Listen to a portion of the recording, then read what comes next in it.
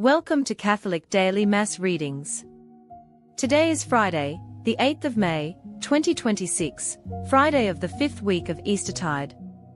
Today we celebrate Friday of the 5th week of Eastertide. We are in the season of Eastertide. Today's Mass readings remind us of the importance of community, love, and unity in our lives as Christians. The apostles and elders in the first reading show us the value of working together and supporting one another, as they send delegates to guide and care for the early Christian communities. The Psalm and Gospel readings then take us deeper into the heart of God's love for us, with Jesus commanding us to love one another, as he has loved us, and promising that this love will bear lasting fruit.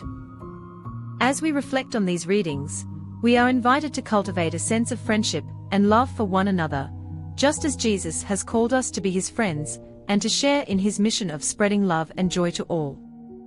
A reading from Acts, chapter 15, verses 22 to 31. The apostles and elders decided to choose delegates to send to Antioch with Paul and Barnabas. The whole church concurred with this. They chose Judas, known as Barsabbas, and Silas, both leading men in the brotherhood, and gave them this letter to take with them. The apostles and elders, your brothers, send greetings to the brothers of pagan birth in Antioch, Syria and Cilicia. We hear that some of our members have disturbed you with their demands and have unsettled your minds.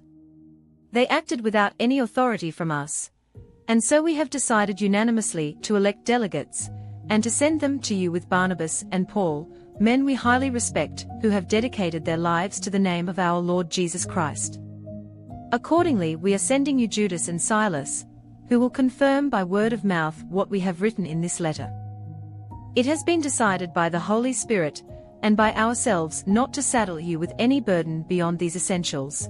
You are to abstain from food sacrificed to idols, from blood, from the meat of strangled animals, and from fornication. Avoid these, and you will do what is right. Farewell.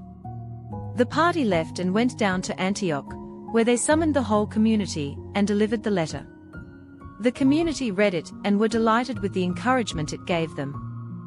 A reading from the Holy Gospel according to John, chapter 15, verses 12 to 17. Jesus said to his disciples, "This is my commandment, love one another, as I have loved you. A man can have no greater love than to lay down his life for his friends. You are my friends, if you do what I command you. I shall not call you servants anymore, because a servant does not know his master's business. I call you friends, because I have made known to you everything I have learnt from my Father. You did not choose me. No, I chose you, and I commissioned you to go out and to bear fruit, fruit that will last, and then the Father will give you anything you ask him in my name. What I command you is to love one another."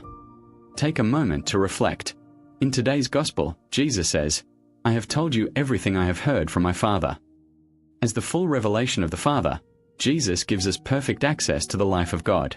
Although we are limited in our ability to receive this revelation because we are finite creatures, Jesus hasn't held back. He's shared everything with us. Think of it like an ocean of grace. We can't drink it all in at once, but Jesus offers us the entire ocean, not just a glass. Our goal as Christians is to keep increasing our capacity to receive this grace, just like the great saints who spent their lives doing so. The more they received, the greater their capacity became, and the more they received in turn. Saints like Teresa of Avila, John of the Cross, and Thomas Aquinas have shown us how to do this. We can progress through the mansions of the interior castle, drawing closer to union with God. We can detach from worldly attachments and purify our souls to become more receptive to God's grace. We can cultivate the theological virtues, especially charity, to expand our capacity for divine love. The presence of grace in our souls guarantees that we'll reach heaven, but the level of glory we'll experience is determined by how much we've expanded our capacity for grace in this life. And this capacity is built through love, the kind of love that Jesus teaches, where we lay down our lives for others. By living this kind of love, we become true friends of Jesus, and he shares everything with us, just as he promised. Lord, help us to love one another as you have loved us, laying down our lives in service and sacrifice for our friends. May we bear lasting fruit, united in your name, and may our hearts remain open to your will, guided by the wisdom and love you share with us. Thank you for joining us for today's daily Mass readings. God bless you and your family. Subscribe for daily readings, and we will see you tomorrow.